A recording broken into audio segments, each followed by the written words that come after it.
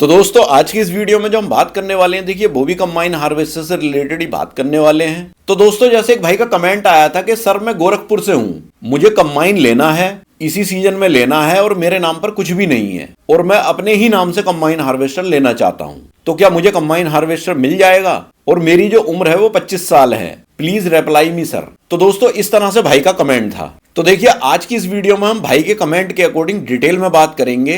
क्या बिना जमीन के कंबाइन हार्वेस्टर मिल सकता है? बैंक क्या क्या देखेगी? 25 साल की उम्र में लोन हो जाएगा या नहीं? और कौन कौन से बैंक जो है वो आसानी से लोन दे देते हैं? तो वीडियो में लास्ट तक बने रहें, क्योंकि हम जो बोलते हैं सच बोलते हैं। और चैनल पे अगर नए हैं तो देखिए चैनल को सब्सक्राइब कर लें। तो आइए वीडियो शुरू कर दें। तो दोस्तों ज्यादातर भाई जो कंबाइन हार्वेस्टर नई परचेज करने का प्लान करते हैं तो उनके दिमाग में बहुत सारी बातें आती हैं और ज्यादातर भाई जो है वो अपने डाउट्स जो है वो क्लियर करना चाहते हैं। तो मैं इसी तरह से देखिए भाइयों के ज्यादातर डाउट्स जो हैं वो क्लियर करने की कोशिश करता हूं। तो जैसे भाई ने कमेंट में बोला कि मेरे नाम पर जमीन नहीं है, तो क्या मैं कंबाइन हार्वेस्टर परचेज कर सकता हूं?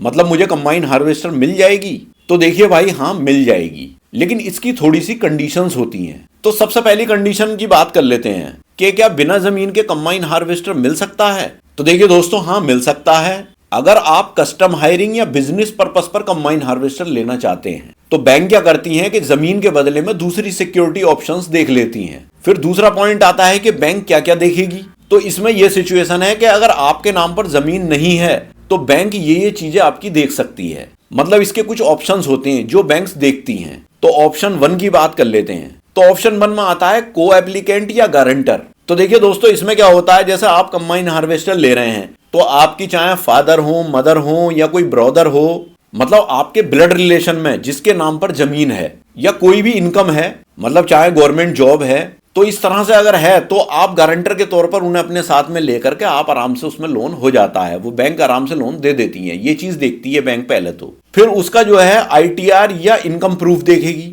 मतलब जो भी गारंटर आप बना रहे हैं अपने ब्लड रिलेशन वाले को, तो उनका जो आईटीआर होगा और इनकम प्रूफ होगा वो भी देख सकती है बैंक। और अगर उनके नाम पर जमीन है तो और भी अच्छी बात है। तो यहां पर सिचुएशन क्या होती है? यहां सिचुएशन ये होती है कि देखिए जो कंबाइन हार्वेस्टर होगा वो आपके अपने नाम पर रहेगा और जो गारंटर होगा वो देखिए सिर्फ एक सिक्योरिटी के तौर पर लिया जाता है, बैंक उसे सिक्योरिटी के तौर पर लेती है। तो यहां मेरा कहने का मतलब यही है कि जैसे आपके पास अगर जमीन नहीं है तो आप किसी भी अपने ब्लड रिलेशन वाले को गारंटर के तौर पर अपने साथ में लेकर के आसानी से लोन करवा सकते हो और अपने नाम पर ही कंबाइन हार्वेस्टर करवा सकते हो। जैसे भाई ने बोला कि मैं अपने ही नाम से लेना चाहता हूं और मेरे पास नाम में जमीन नहीं है, तो वो गारंटर के तौर पर अपने किसी भी ब्लड रिलेशन वाले को ले सकते हैं। तो दोस्तों अगर आप कंबाइन हार्वेस्टर की कीमत, उसका टेक्निकल स्पेसिफिकेशन और उसके पार्ट्स खरीदना या देखना चाहते हैं तो मैंने एक वेबसाइट का लिंक डिस्क्रिप्शन में दे रखा है। आप उस वेबसाइट पे विजिट करके और उस पर सर्च करके आप अपनी क्वेरी देख सकते हो।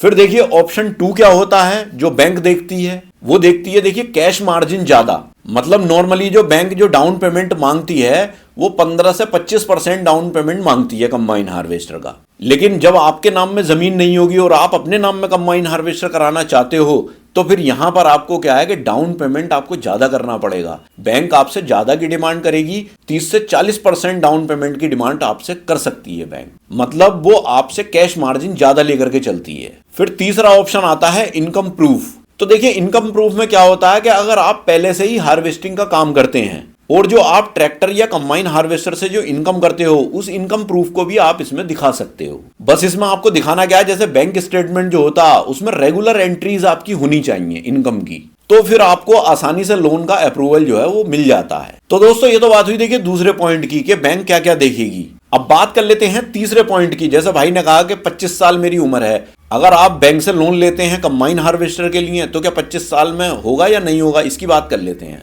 तो देखिए दोस्तों एज जो 25 साल की है उससे कोई प्रॉब्लम नहीं है। मिनिमम एज जो है वो लोन कराने वगैरह की वो 21 साल होती है। जैसे भाई ने बोला मेरी उम्र 25 साल है, तो देखिए 25 साल में कोई दिक्कत नहीं है, 21 साल से कम नहीं होनी चाहिए थी। 21 साल से ऊपर कितनी भी है तो कोई दिक्कत नहीं है। वैसे मैं भाई को एक चीज और बता दूं, देखिए भाई ने जैसे 25 साल बोला, 25 साल जो है वो एज बिल्कुल परफेक्ट है लोन के लिए। तो दोस्तों ये तो बात हुई देखिए तीसरे पॉइंट की। अब बात कर लेते हैं चौथे पॉइंट की कि कौन कौन से बैंक जो है वो ज्यादा चांस देते हैं लोन का। मतलब इस सिचुएशन में कि आपके नाम पर जमीन भी नहीं है, आपकी उम्र 25 साल है और आप कंबाइन हार्वेस्टर लेना चाहते हो, तो कौन कौन से बैंक आपको आसानी से लोन दे सकते हैं उनकी बात कर लेते हैं। तो देखिए सबसे पहले तो स्टेट बैंक ऑफ इंडिया है SBI, फिर इसके बाद बैंक ऑफ बड़ौदा है, वो भी आसानी से लोन कर सकती है। फिर इसके बाद में है देखिए पंजाब नेशनल बैंक PNB, ये भी आसानी से आपको लोन कर सकती है। फिर इसके बाद है देखिए ग्रामीण बैंक या कोऑपरेटिव बैंक, ये भी आसानी से लोन कर सकती हैं। और फिर इसके बाद में आती हैं जितनी भी NBFCs हैं,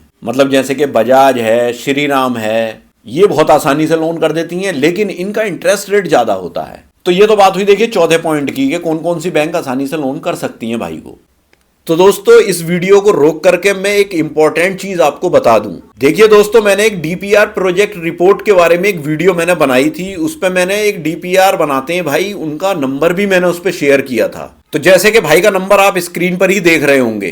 तो देखिए अगर आप लोन कराते हो, लोन आपका कहीं से भी अप्रूव नहीं होता है, जैसे AIF स्कीम जो है, एग्री इंफ्रास्ट्रक्चर फंड स्कीम जो है, वो अगर उसके अकॉर्डिंग आपका लोन कहीं से अप्रूव नहीं होता है, तो देखिए इसमें DPR प्रोजेक्ट रिपोर्ट की भी जरूरत पड़ती है। तो देखिए ये DPR प्रोजेक्ट रिपोर्ट जो है, ये AIF स्कीम के अकॉर्डिंग लोन लेने में बहुत हेल्प करती है। तो अगर आपको DPR बनवाना है तो ये भाई जो है एक्सपर्ट हैं DPR बनाने के। तो आप इस नंबर पर कांटेक्ट कर करके आप अपने लोन के लिए DPR आराम से बनवा सकते हैं। और मेरा रेफरेंस अगर आप भाई को देंगे तो आपको देखिए वो आपकी जो इसकी कॉस्ट होगी DPR बनाने की, उसमें आपको कुछ छूट भी देंगे। तो दोस्तों जल्दी जल्दी से जिसे कंबाइन हार्वेस्टर के लिए लोन कराना है, वो अपने लोन के लिए DPR प्रोजेक्ट रिपोर्ट जो है वो बनवा सकते हैं भाई से। और DPR प्रोजेक्ट रिपोर्ट होती क्या है, सारा सब कुछ डिटेल में जानने के लिए आप वीडियो भी देख सकते हैं। मैंने इस पे ऑलरेडी एक वीडियो बना रखी है और उस वीडियो का लिंक भी मैं डिस्क्रिप्शन में दे दूंगा, आप वहां से जाकर के उसे देख सकते हैं, मतलब ढूंढना आसान हो जाएगा आपको। अब बात कर लेते हैं पांचवें पॉइंट की कि सब्सिडी मिलेगी या नहीं। तो देखिए दोस्तों, अगर आप कस्टम हायरिंग सेंटर CHC के अंडर लोन अप्लाई करते हो या AIF स्कीम के according, agri infrastructure fund scheme के अकॉर्डिंग लोन अप्लाई करते हो, तो आपको देखिए सब्सिडी और इंटरेस्ट सबवेंशन जो होता वो मिल सकता है। इसमें फिर चाहे आपके नाम पर जमीन हो या ना हो, आपको ये फायदे मिल जाएंगे अगर आप इन दो स्कीम के थ्रू अगर आप लोन कराते हो। क्योंकि देखिए बहुत सारे भाई ये पूछते हैं कि मेरे नाम पर जमीन तो नहीं है, तो क्या मुझे सब्सिडी मिल जाएगी या मुझे इंटरेस्ट में जो छूट मिलती है वो मिल जाएगा। तो देखिए हाँ मिल जाएगा, लेकिन इन दो स्कीम के थ्रू ही आपको कराना पड़ेगा। एक तो कस्टम हायरिंग सेंटर के थ्रू अप्लाई करते हो लोन, और एक AIF स्कीम के थ्रू करते हो, तब तो आपको मिल सकता है। वरना तो आप वैसे अगर लोन कराते हो तो आपको सब्सिडी के चांस बहुत कम होते हैं, प्लस उसमें इंटरेस्ट सबवेंशन भी नहीं मिलता। तो दोस्तों ये तो बात हुई देखिए भाई के कमेंट की डिटेल में। अब मैं आपको एक सच्चाई और क्लियर बता दूं। देखिए बिना गारंटर के और बिना इनकम प्रूफ के कंबाइन हार्वेस्टर लोन अप्रूव होना बहुत मुश्किल होता है। लेकिन अगर आपके पास गारंटर है और थोड़ा मार्जिन है, बिजनेस प्लान है, तो लोन जो है वो हो जाता है। तो दोस्तों देखिए मैंने भाई के कमेंट के अकॉर्डिंग बिल्कुल सच्चाई आपको बता दी। बाकी देखिए किसी भी भाई की इससे रिलेटेड कोई क्वेरी है या सजेशन है तो वो मुझे कमेंट बॉक्स में कमेंट कर सकते हैं। और देखिए चैनल पे अगर नए हैं तो चैनल को सब्सक्राइब भी कर लें। तो मिलते हैं इसी तरह की किसी नेक्स्ट वीडियो में, तब तक के लिए थैंक यू, बाय।